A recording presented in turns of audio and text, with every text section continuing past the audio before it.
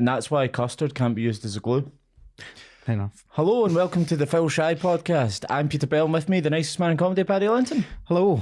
Yes, so we've got a big weekend of football to talk about. Obviously, it's been 2 weeks since we last did one of these because of the international break. But we're going to start with one of the most enjoyable games of the weekend, if you're not of a Man United persuasion. Man U Brighton. Aye. Jesus Christ, man. We're fucked. I mean, we've been banging on about their defence for ages, basically every week. But I think it's wider than that now. That midfield is part of the problem. Aye, they played a diamond, like a really narrow diamond. And their fullbacks aren't good enough to play that shape in midfield. And Brighton dominated possession at Trafford. It's just crazy to think that, because obviously we've got this idea of what Brighton are now, but this is Brighton and Hove Albion. I know. The fact they're in the Premier League is fucking mind-blowing. And they're going to... It was at Old Trafford, wasn't it? Aye. They're going to Old Trafford, dominating possession and walking away by a 3-1 win. Yep. It's just mental. And it's got to the point where I'm now questioning myself, going, when are we going to stop being surprised at Brighton being this good? It's kind of like when Leicester had their season, you were like waiting for it to fall apart. Aye. But there's no signs of it slowing down. And the thing is, Brighton have done this for 3 seasons now. Yep. Being like this good. And even before that, the only reason they were down the bottom half of the table is because they couldn't score any goals. They were still dominating football matches. They were still creating hundreds of chances. They just didn't score. Aye. And it's about time we took them seriously, I suppose. That's the way. Mate, the thing is, like, against Man United at Old Trafford, it could have been a lot worse. They missed like 3 big chances when they were 3-1 up as well. Aye, 100%. Oh, do you think it'll piss United fans off that it was Danny Welbeck that scored the first goal as well? I slagged them off in this podcast as well. Did you? Every week you slag somebody off and then they score a goal. Fucking have a hat trick the week after. Although Antonio didn't score again in the weekend, proved me correct. You know. So I think the most important players in that first goal for Brighton were Adam Lallana and Danny Welbeck. Have a combined age of what, like the fucking Roman Empire. How the fuck are you getting torn apart by those two players, man? 2014 throwback. Aye, it is, man. It blows my mind. And I think part of the problem is, obviously Casemiro came out. Oh, sorry, I'm pronouncing his name wrong because he's Brazilian, not Spanish. Casemiro. Yeah. He came in last season and was brilliant for Man United. Brilliant, completely changed the game. But he is now getting on a bit. Yeah. And he can't do that all the time. And he looks slow, man. Yeah, he does, yeah. But I mean, he was what, 33, 34 now? Yeah. I mean, that's going to happen to you, especially when you've been doing his job for that long. He's been hard tackling, running about like mental for the past 10, 15 years. Yeah. It's going to tell eventually. But yeah, I think Rashford, again, looked good for them, to be fair. He did, aye. Like, almost had an assist with the one that got chopped half over the line. Aye. He created a few chances. It was only when Brighton scored, really, that the game completely turned and it just looked like Man U were never going to get back into it. Yeah, so actually I was going to give Højlund some praise for being in the right position, right time, holding off a defender to get that offside goal. Aye. He does look good from what I've seen from him so far. But I think the United fans booed when he got taken off as well. Yeah, but Eric Ten Hag tried to explain that by saying it's a fitness issue. We're just trying to get him up to speed. He's not ready to play a full 90 minutes. But if he's your most likely player to score and you're losing at home, and especially your substitute option is Anthony Martial. Aye. I don't know. Did you see Ten Hag's interview after the game as well? He said that Brighton have spent a bit of money this summer. Their starting 11 cost like 16.5 million. Yeah, 60.2 million. Aye, no, but he had the audacity to say they spent a bit of money. I mean, come on, to fuck. You spent 70 million on one striker. Aye. That could buy their team, 6 times, almost 5 times? No, that's insane, man. That is insane. They have spent a little bit of money, but they've made 15 million off of the sale of one player on. Yeah. Again, mad credit to Brighton. They're just such a well-run football club. Yeah, so Man U fans were moaning that the ball wasn't actually out of play for that. But it was. I know you can see it clearly, but there's a bunch of freeze-framed photos on Facebook and other social media sites are available of the ball not quite across the line. It's like, that's because you've just paused it before. Before it's crossed the line, that is not conclusive. Just putting that up on Twitter isn't evidence, you know what I mean? I like to say the goal from Pascal Grosch, where he drops the shoulder to lose the man. Aye. Fucking brilliant, man. Buries it. And he's another one like Solly March, where you're just sitting there going, when did you get brilliant? Aye, like, where do you come from? It's no, he definitely was at Huddersfield. I'm 100% sure of that. But it's how good he's got, how quickly. You know, his consistency is just off the charts right now. And I don't think he's kind of like that when I was talking about Mbeumo at Brentford. Yeah. Put him in another club, I don't think he'd do as well. This Brighton is very much what the sum of its parts right now. Aye. And you can kind of see that when, you know, Cucurella went to Chelsea, was dog shit. Yeah. Caicedo wasn't brilliant in his first 2 games, is now injured. Maybe signing all of Brighton's best players isn't a good policy. As soon as you take them out of there, they're like not as good as what you thought they were. It's the system itself that makes them good players. Yeah, and what they're doing well is recruiting well though with the manager though, because when you lost Potter, you would have thought that might be them Stuck. Aye. And then you went and got De Zerbi, who's probably better than. Aye. I quite liked seeing Tariq Lamptey fit and playing again because he was brilliant for them when he first broke through. Yeah. And then he got an injury and was out for a while. So I'm happy to see him back playing. He could be a really, really good player if he gets the time. He reminds me quite a bit of Jeremy Frimpong. Aye. He's small but just incredibly quick, and in the final third always makes the right decisions. So he's very much like the epitome of a modern fullback. I can't believe I'm going to say this. Fantastic finish from Hannibal. Here we go. Much like his Carthaginian namesake, he still ended up on the wrong side of a pumpkin. Fucking hell, man.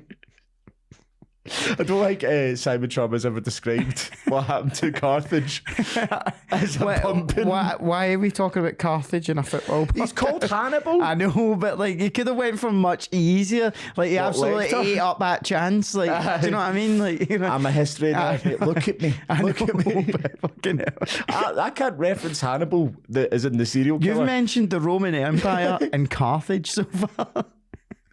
Look. They have a lot in common. If I talk about a serial killer too much, people get suspicious. That's a problem. True. What else was I going to say about this? Yeah, so would you be worried if you were a Man U fan? Oh, big time. Yeah. It's the worst start to a Premier League season ever. Well, yeah, that is a pretty good reason to be worried. They've lost 3 out of 5. Yeah. Like, when does that happen? Like, even when they were pissed, like, which has been the last, 10 years or so, but, like, this is a new low. Like, and the fans are already going to start turning on Ten Hag.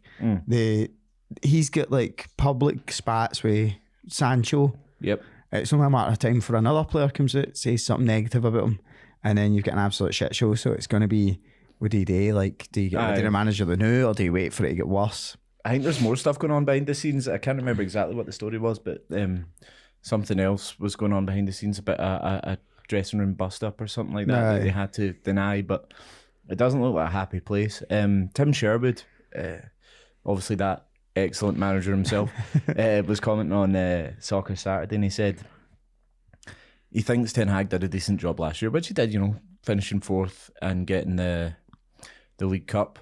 But he did say, can you name a single player that Eric Ten Hag's improved since he's been at Man United? And I'm struggling to. I actually had this conversation with one of my mates, and he said, what about Rashford? And I was like, no, Rashford goes hot and cold all the time. Yeah. It's nothing to do with the manager. He's always been better.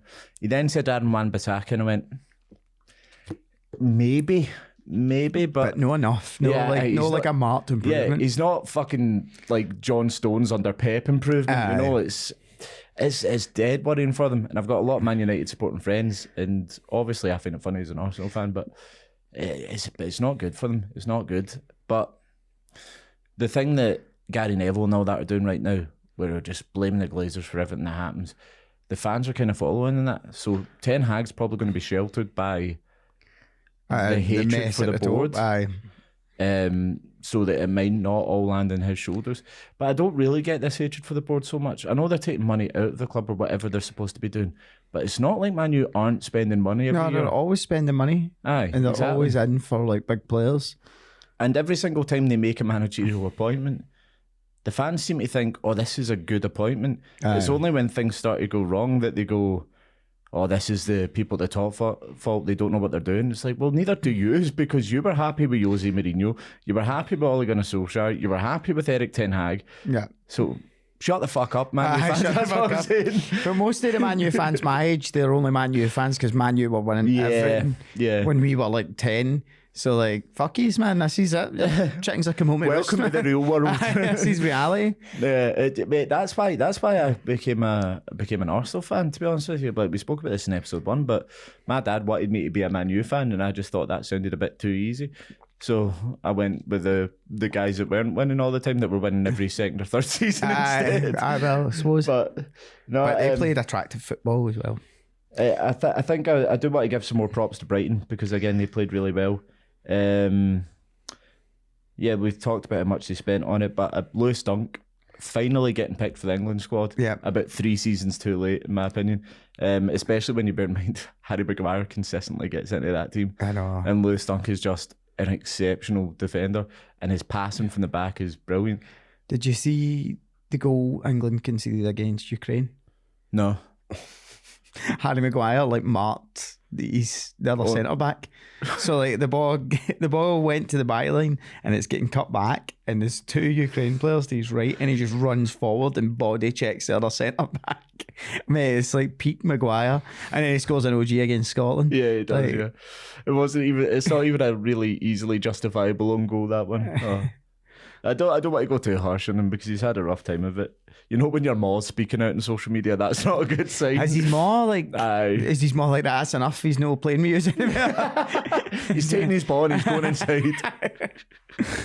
No, I mean, I feel sorry for anything that gets if it's personal attacks about him, but he's just not good enough for Man United. Yeah, and he's not good enough for England, who want to view themselves as a team that can compete for World Cups and European Championships. So, right.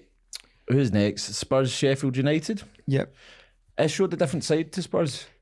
They did dominate the football match, obviously. I know, but to keep going. Aye, because the whole thing that they've been so far has just been really energetic, flowing, beautiful football. That's what they've been for the start of the season. This is the first time they've had really a mountain to climb, something to overcome. Yeah. And the fact they managed to turn it around after 90 minutes and still get the win, I think it's a really good sign for them, and it pains me to say it.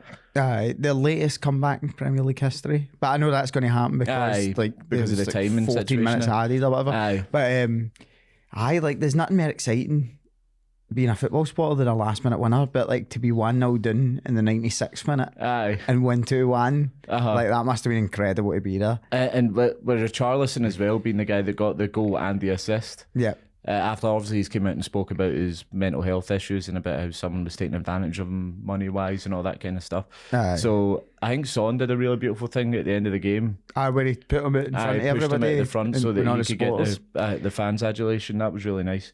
The goalkeeper Vicario, he looks actually quite solid. He made now. A massive save as well. Yeah, he looks like he had a shaky first couple of games, but I think that was pre-season. Now he's settled into that and he looks quite good. I thought he was a lot younger than he is, though. He's 26, so it's not like he's still young for a keeper. Yeah, but it's not like he's an up-and-coming prodigy. It's not like when Donnarumma burst onto the scene or anything like that. The guy's older than Ramsdale at Arsenal. That contextualises it entirely. I think Raya as well, actually, technically. But he looks good. What's bothering him? When he handles the ball outside the folks. What is the goalie doing? It's the goalie doing, Tom. Mate, honestly, the thingy, who was it? Fucking Heckingbottom after the game. Aye. Because he got booked. It must have been the 50th minute. Aye. And the ref warned him that he was going to get booked again for time wasting because he was doing what you do when you're 1-0 up away from home at a big team. Big team. So the Heckingbottom went mental about how the refs are managing the game, but I've got the full quote. It's kind of the ref's job to manage the game. I've got the full quote. The officiating is appalling. It's not about football decisions, just game management. My worry is the focus on the yellow cards, time wasting, new guidelines. The focus all of a sudden comes on to time wasting. They're dictating how we play. If you play to take goal kicks from the back and Spurs go against that, it dictates the decision you make. We're just getting told to play it long. You can't do it. When I speak to referees, they haven't got a clue what I'm talking about. They're officiating game at the top level and they simply do not know the game. We need to sort that and get it sorted quick. It ruined the spectacle. No. First question. No. What the fuck's he on? It improved the spectacle because the ball wasn't out of play. Exactly. For like 2 minutes every time was a goal kick. I've not met anyone, any football fan who's gone, do you know what? I don't like this new time wasting rule. Everyone's behind it. Aye. We want to see people play. We want to see people get punished for time wasting. Aye. 100%. And if someone gets sent off because they've time wasted, fucking good. Aye. It will stop it. It will stop it, aye. Aye. And the second question about that is he going to get punished? Because Jose Mourinho got punished for saying way less shit than that. I mean, that he's basically called the referees incompetent and said that they're trying to influence the game. They're trying to tell us how to play football. That's quite serious things to be saying about it. They're just telling you to hurry up. Like, that's it. And that's their directive they've got for their bosses. Like, that's what they have to do. But the real problem is your keeper's been booked for something stupid. And then, because see, when you're doing that, he would have took a booking. He would have wasted as much time as he could up until getting a yellow card. But because he's not got that safety net anymore, he has to either boot it long or play it out rapid. But it was Shearer that said in Match of the Day, it takes a second to scan and go, are they pushed up? Yes, boot it long. That's it. That's it. You don't need to think about it that long. You don't need to take 30 seconds to do that. Not 100%. I totally agree with Shearer on that. And the thing with McBurney, he went on about McBurney getting a second yellow for dissent because he said, he's pulled my shirt. Now, if I know anything about Premier League footballers, he's not just said he's pulling my shirt, ref. He's pulling my shirt, Mr. Referee Man. Sir. No, there's no way he put it like that. He swore at the ref. And there's also an element of, see, before that, he yanks the player to the ground. Yeah. That's what the foul was given for. You could easily just have been booked for doing that. Yeah. I get it, you're worried about a potential relegation battle. You're after a very late defeat that's going to hurt like a bastard to get, you think you're on for a win. But you need to, you're the manager.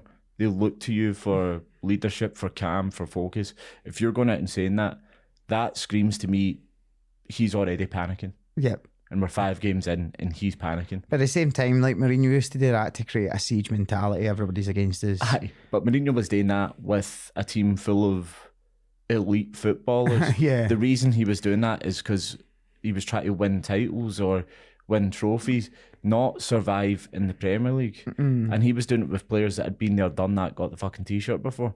It's a very different thing when you're a newly promoted team just trying to survive in the league. Yeah.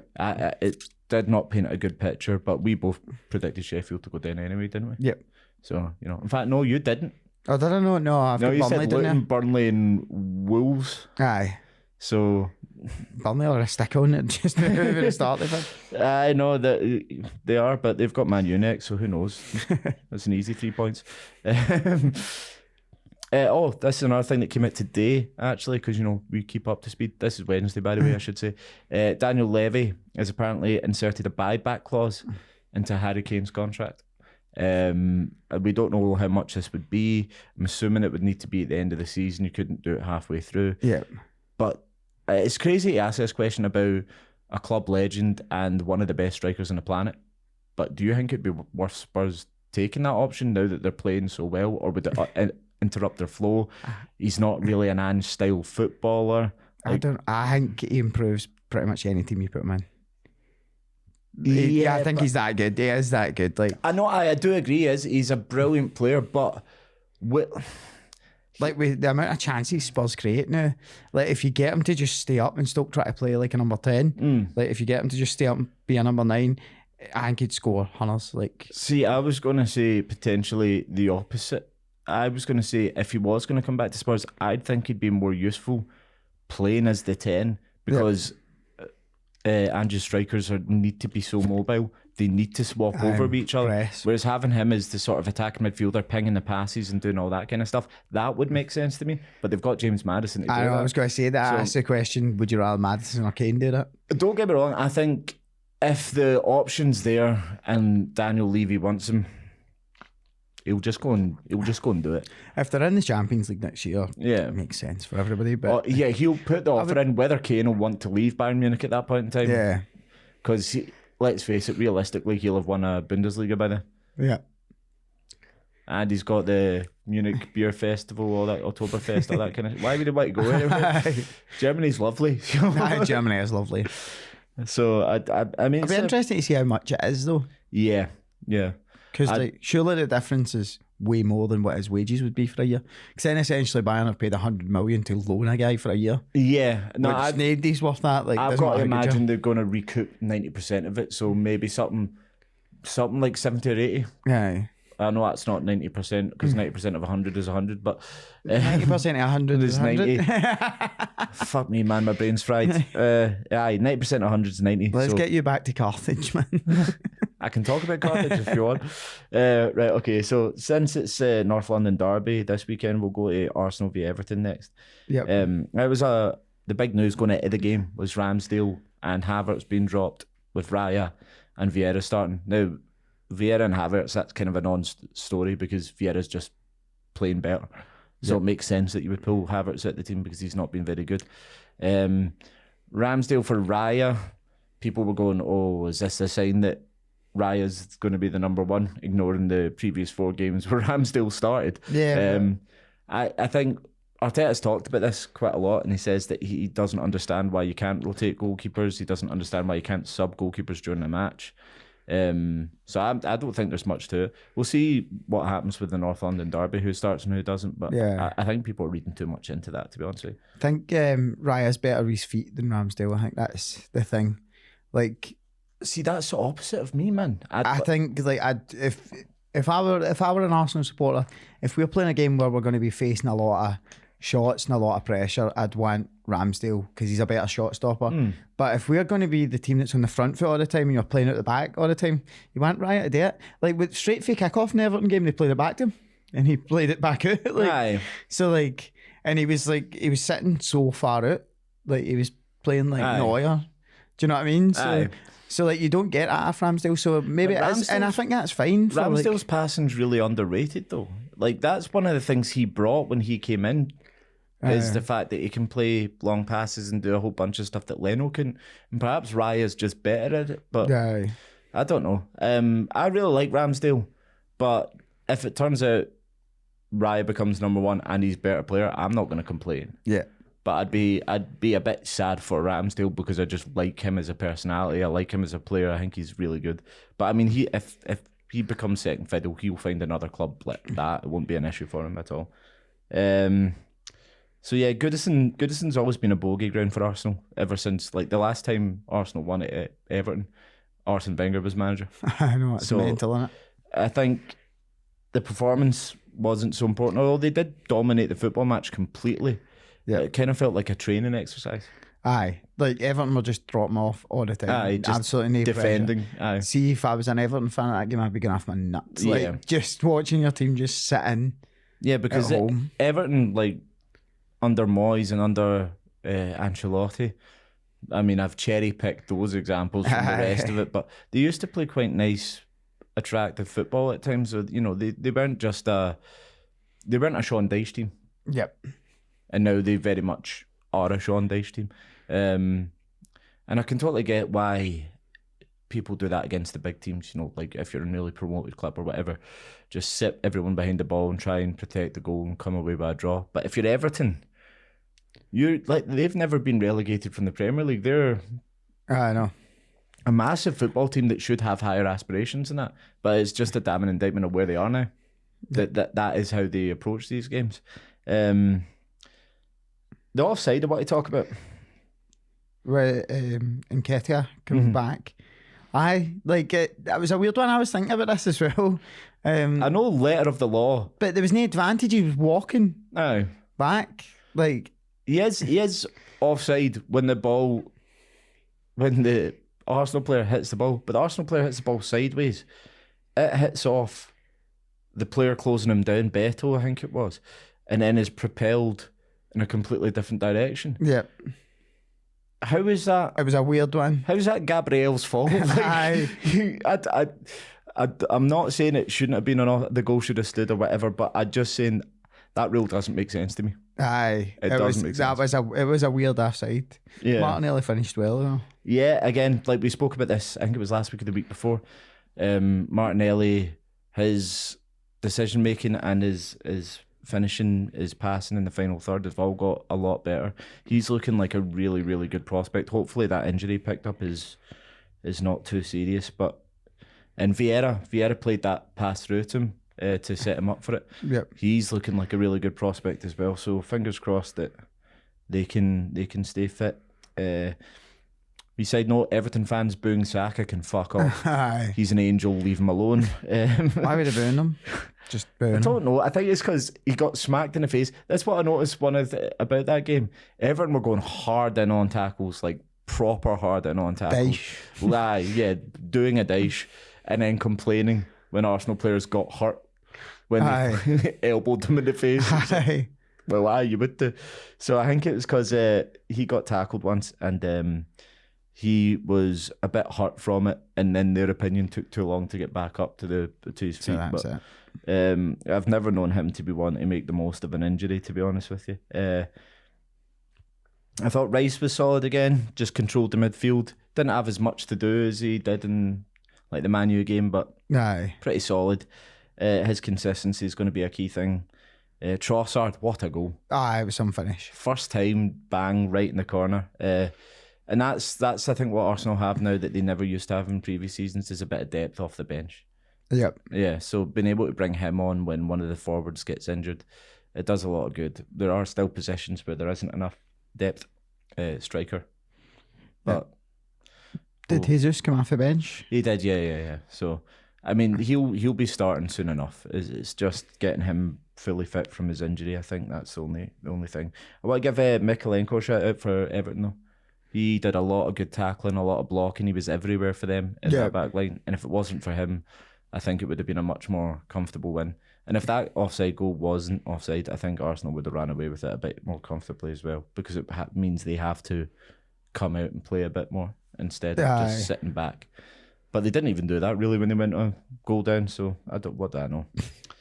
So what do we think for North London derby then? I think you've got to say Arsenal favourites because they're at home, but like it'll be some game that I'm excited to see because like this is the first real test. I know Spurs beat Man U, but Man U are gash. So Spurs' next two games are Arsenal and Liverpool. I think after these two games we'll see if they've got the mettle for top four. But you've got to look at their competitors for top four. That's Man United. They're looking miles off it. Yeah. Newcastle had a terrible start to the season. Chelsea, fuck knows what's happening. So it's like Brighton. It's probably going to be between them and Brighton just now. I know we're only 5 games in, but if you're looking at it just now, that's the team they'd be looking at. Yeah. So, but it's going to be an interesting game. I'll say a draw. I think it'll be a draw. I think, and that's a good result for Spurs. Yeah. I think I'd give Arsenal favourites again because they are the home team. There's a lot of venom in these games, man. It's like one of the few derbies, that and like Merseyside, that still has a real genuine hatred like when the teams are playing each other. So it's always like enjoyable to watch from that aspect. But both teams are like to play good football. Both teams are shaky defensively at times. But I wouldn't say shaky. They give up chances. But but I think if Saliba, Gabriel and Rice all fit and start, that's a solid enough partnership to cause... The battle's really Maddison versus Rice in this. Yeah, and whoever wins that will win the football match, I think. So it's going to be a lot of fun. I think it's going to be a very good game. Watch for a 0-0 draw. I know, mate. Every Premier League game that gets hyped. No, it's going to be a shite game. Not each. Get your money on it. Do nothing all match. That's just me trying to get the curse to come into play again. Right, West Ham versus Man City. It's really annoying, man. They're just really good at football. No, like even when they go 1-0 down, there's no panic in them. Like they know if they just keep doing what they're going to do, they're going to win. Because they went 1-0 down against West Ham, and then last night they went 1-0 down against Red Star Belgrade. Some friends of the Dender. But in both games, like there's a period before West Ham scored in that where it was from a corner and Areola makes 2 really good saves, and then there's about 3 or 4 blocks by the defenders, and you're just like, this is a matter of time, before they just get the goal. It's inevitable. And Holland missed about 4 or 5 chances in that match. Big chances. But yeah, he can be forgiven. yeah, especially when he gets the goal in the end. I know. Arguably the hardest chance he had. One of the things I noticed straight away, and every football manager or FIFA player watching this will be sitting there going, I fucking knew he was good. Jeremy Doku. Yeah, mate, he's incredible. He's lightning quick. Quite rare, like, especially for a player in a Pep team. Like, no one's really take anybody on anymore. Like, they don't try and like dribble past people, but he does. And it's exciting to watch. It's so rare these days where you have a winger that's going to just like try and skin somebody and get behind them. And he does it like half the time he gets the ball, he tries to beat somebody rather than just playing it simple inside. And he can go down the wing, get a cross in, or he can cut in and shoot. He's pretty much complete so far. I mean, he's only 19 or 20, so no, I think he's 21. What nationality is he? Belgian. Fuck yeah. What, you're going to try and claim him for Scotland? No, Harvey Barnes will have to settle with, hopefully. But no, crossed. They just, every time like they get a bit of adversity, like you say, the last 2 games they go down, they're just like, I don't care, we're just going to find a way to win this. Ward-Prowse. I know, he scored again. Diving header. I know. He's really shown just how good a player he actually is. And because he was just a free kick taker, that's what everyone thought. He just did free kicks. Set piece. Now he's scoring every kind of goal imaginable. So I'm happy for him, but he celebrated the goal like a lifelong West Ham fan as well. I think certain clubs, it's very easy to get caught up, especially when the noise the fans were making in there was huge. And I think in certain situations, one, when you're made to feel so welcome, because he will have been, because he's replacing Rice. Lingard had the same when he was playing for them as well. Yeah, exactly. Like, so he fucking loved it there, and the fans loved him. The fans took to him, and he took to them. And I think it would probably be the same thing with James Ward-Prowse. You saw with Arsenal with Rice as well. He's already like, he looks like he's from the academy the way he celebrates. So, but no, he's looking good for them. I would say again, Doku. Because it was Sufal he was up against. That's not. I know, he's a good fullback. Yeah, we spoke about Holland having many chances. Areola making a couple of good saves. You can't keep giving Holland chances, or you will just eventually. Ederson also made a very good save in this one as well. At one point, I think it was when they were 1-1, and he had nothing to do for the rest of the game. And they get one chance, and he just pulls out a blinding save, and you're like, that's why you're on the big box. It must be hard to play for a Man City and goals. So, like, you only have to make like 1 or 2 saves a game. But if you don't make them, like, all eyes are on you, because you can't like make up for it, because it's not like they're going to be like pounding you. Bernardo Silva and Alvarez, I should say, for that 1-2 for Silva's goal. Magical. Bernardo Silva's fantastic. Yeah, he doesn't get talked about enough, and he does get talked about a lot. That's what's amazing about him. All right, Michael Owen. Kyle Walker, how is he 33 years old and still the fastest man alive? Like, I don't, honestly, it's blowing my mind. He just looks quicker, if anything now. He's rapid, man. Like, that's one of the things what I talk about. We need to probably keep an eye on what the time we're running at. But where does he sit in all-time Premier League right backs? Because I've still got this brain that I think, the sort of late 90s, early 90s was the pinnacle of Premier League thing. Gary Neville, etc. Yeah, exactly. But I mean, if I was asked to pick a team, who'd you want? Gary Neville, Kyle Walker. I'm picking Kyle Walker. You're overlooking Alan Hutton. Yeah. Funny that, innit? City had 69% possessions, which explains why there were goals at both ends. There you go. We'll move on from there. Palace versus Villa, or Villa versus Palace, I should say. No why. I know. He was ill. Boy. He's in the vets. He ate a dodgy vowel or something like that. He just wasn't allowed in Villa because he's a barn owl, not a Villa owl. He's better now though, thankfully. He's back training. They had a few dead mice. It's all right. I thought it was unlucky for Villa to go down due to the slip from Martinez. Although with the space Edouard had from that pass through, I'm not sure Martinez would have been able to stop him. Anyway. That's him on 4 goals in 5 games for Crystal Palace this season. Joint second top goal scorer. Yeah, with Evan Ferguson and Brian Mbeumo. So Holland and then Brighton, Brentford and Crystal Palace player. I know. I mean, the rest of the top 6 need to get their fingers out here, man. It's shameful. But if he can keep form, I already said this, he'll be really good for them. Martinez made up for a couple of with his mistake, a couple of big saves from Eze. The one where he nearly got lobbed. He's a very good goalkeeper though. He shouldn't be in the Ballon d'Or list, but he's a very good goalkeeper. Duran's goal, that volley, Jesus Christ, what a hit, man! Like if he's as good as he looks from that one game, that's really important for Villa because they've been relying on Watkins so much for goals. Yeah. So if they've got him now, hopefully contributing as well, that would be really useful for them. The penalty, was it a penalty? That's a good question. So I think yes.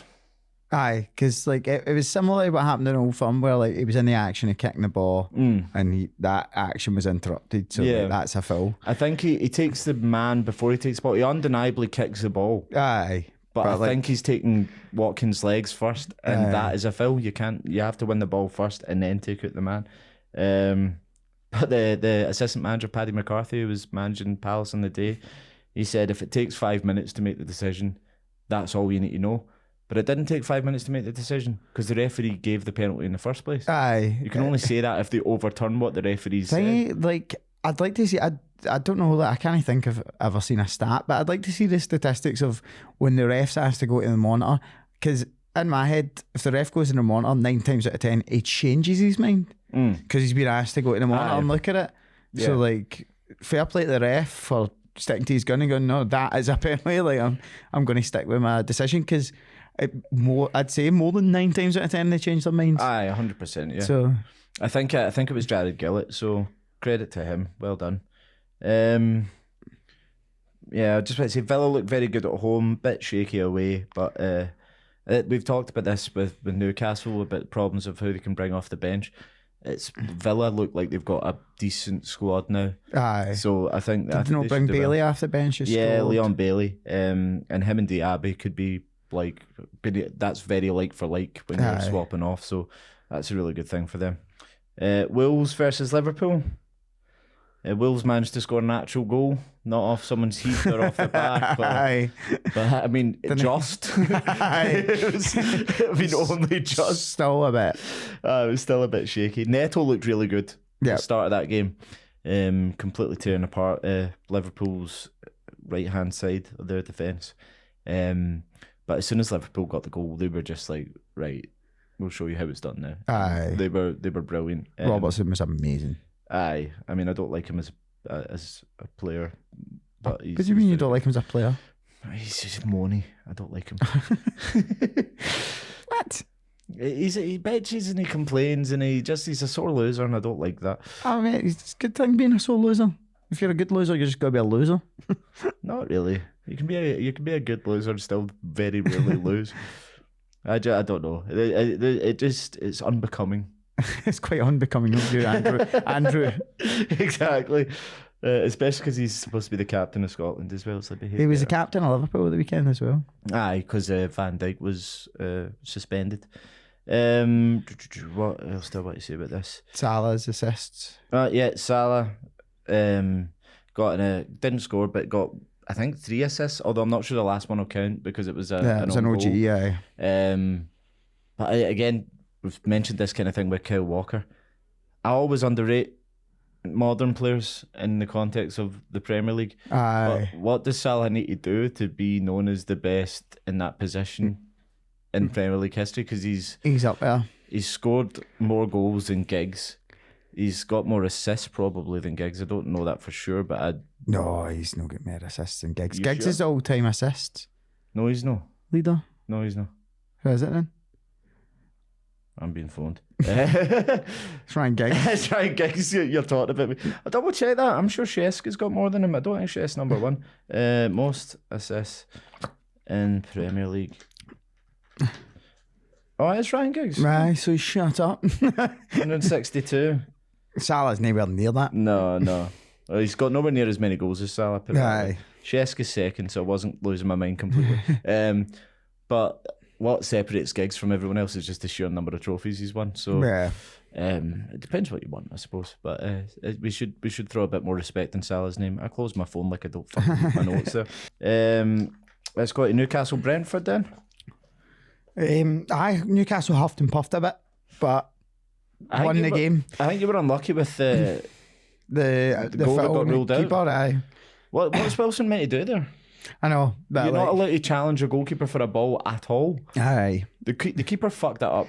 Yep. It's as simple as and that. And even like with VAR, like they still kind of see that that's like a soft foul. Aye. But I like Newcastle at this point, like it's just results now. Yeah. Like they need to just win games. It was 3 defeats in a row, wasn't it? Yep. You did, yeah. 3 points is all that matters. Doesn't matter how it comes. It's a great penalty they did score though. Wilson, aye. Right in the top corner. But he's a good finisher, always has been. So it's weird because I still don't know who I'd rather see up front starting. It depends who you're playing against, but there's no much difference between Isaac and Wilson. Like they're different types of players, but they, in terms of like who's better than the other, there's no like a clear answer. I don't think you need to choose though. I think you can easily put Wilson down the middle as a number 9, Isaac, right, and have Isaac on one of the wings because you saw that insane run he made where he took on like half the team and then set someone up. He's more than capable of playing in that position, and it takes the goal scoring burden away from him for a bit. So I think they'd work well together. So I think that's definitely an option for them. But like you say, it wasn't an outstanding performance from Newcastle, but the 3 points is all that mattered. Aye. Especially when they were going into such a big game with Milan midweek. So I think most Newcastle fans will be quite happy with how this week's gone. So definitely a point in the San Siro. Aye. Fulham Luton, don't really want to talk about this, but we're gonna have to. No offense, Fulham fans, about that, but yeah, I thought you were great last season, but this season, very average. Yeah. Can you be very average? Actually thinking about it, but we tribute to Mohamed Al Fayed before the game. Aye. That mad bastard. Clearly forgetting the Michael Jackson statue. Oh, mind that. Fucking hell. We'll put a photo of it in the video just for those that don't remember. But it wasn't even mental. A good statue of Michael Jackson. He looked like he was wearing chainmail. Aye, like first of one, why have you got a statue of Michael Jackson? 2, did you pay 40 quid for this? It's because I think Michael Jackson was Al Fayed's friend or something like that, and he came to watch Fulham once. And did they not make him like honorary chairman or something wild as well? It was mental. But like Al Fayed, when he bought Fulham 97, they said they were, I think, 3rd division or something. Aye, 3rd division, which would be League One nowadays. And took them. He said they would take them to the Premier League in 5 years and done it in 4. Yeah, and that was when they were they were one of the first teams that got like a massive cash injection and like just skyrocketed through the leagues. Yeah, got that tasty Pizza Hut sponsorship. Oh yes, what a team, man! Like Louis Saha, Steed Malbronk. Yep. But is it Papa Bouba Diop, Lewis Bo Morty? I used to go with them in FIFA, in like FIFA 2003 or whatever it was, man. Louis Saha was a great player. No, you got to respect what the man did for him. Oh, aye, big time. But he was off his nut. Oh, he's mental. So rest in peace, big man. Luton actually created some chances. Yep. Wasn't their worst performance of the season, certainly, but Fulham were the better team, and you know what can you say? I think Luton are in deep trouble. Yep. But one more thing on Fulham, Polina, how important he is. I know. The Still stats. can't believe that they managed to hold on to him. Why? I mean, I don't know what happened with the Munich thing. He would only have been second fiddle there anyway, because no matter how good he is, he's not displacing Joshua Kimmich at the defensive midfield position. Yeah, fair enough. He's one of the best in the world at that. But I think the stat was that he has made 51 more tackles than anyone else in the Premier League this season, Paulinho. Has he? Yeah. Fucking hell, man. It's just pure stomping about. Aye, he's just brilliant. And the way I look at it is, there's very few teams in the Premier League that wouldn't be improved by him coming in. Yep. I don't think City have a need for him because they've got Rodri, and Rodri's Phillips is a perfectly suitable backup. Arsenal with Rice and Partey probably don't really need him.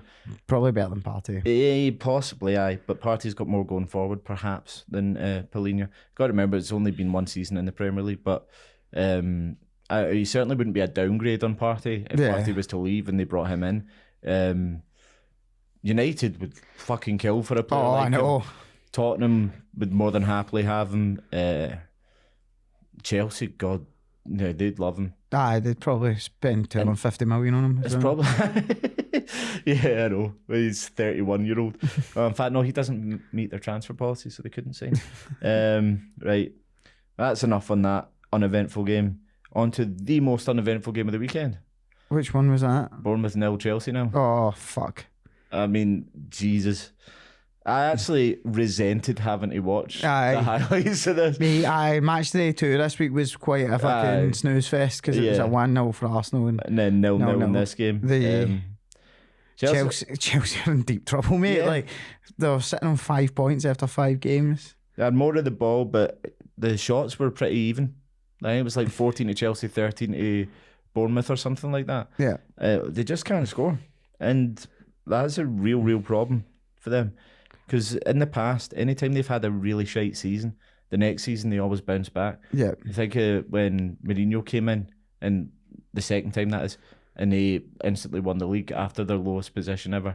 And I think they did it again with Conte. Yeah. They usually bounce back almost instantly. And I thought getting Pochettino like that's the right manager, but the squad's just so... It's so all over the place. Like, I'm going to piss off a lot of people with this, but Pochettino did very well under certain circumstances. He went to PSG and didn't do brilliantly. Didn't do enough. And now he's at Chelsea. People are just expecting him. Did he come second in the league as well? Yeah. Well, one season he won it, the other. Aye, that's shocking for PSG not to win that league. Yeah. I don't think he's as good as everyone makes him out to be. Yeah. That's my one thing I would say. The other one, Burnley, Nottingham Forest. Burnley got their first point of the season, which is nice for them. But who cares about the rest? Honestly, Nottingham Forest are going to be fine. Burnley are going to struggle. You got a point. Well done. Well done, Burnley. What else is there to talk about? We could do the trivia question from last week. Oh, the trivia question from last week was so it was we were talking about hat-tricks. Ferguson. Thingy. How many hat-tricks did Michael Owen score before his 19th birthday? And it was 3. It was 3, three yes. hat-tricks. And while we're on the subject of Michael Owen, like the guy is stupid. Like the guy's a moron, man. There was a thingy, like we got a list of these quotes. Some of these are absolute screamers, man. Right, so just going to do some of our favourites from this. Aye. There's so many, man. There's one where he said, "That's simple as simple." That's one of my favourites. If there's a bit of rain about, it makes the surface wet. Thanks, Michael. Thank you. They often struggle to win when they don't score. Honestly, man, this guy. Footballers these days often have to use their feet. Can't argue with that. He's a fact machine. Blackburn have got 2 strikers on and they're both playing up front.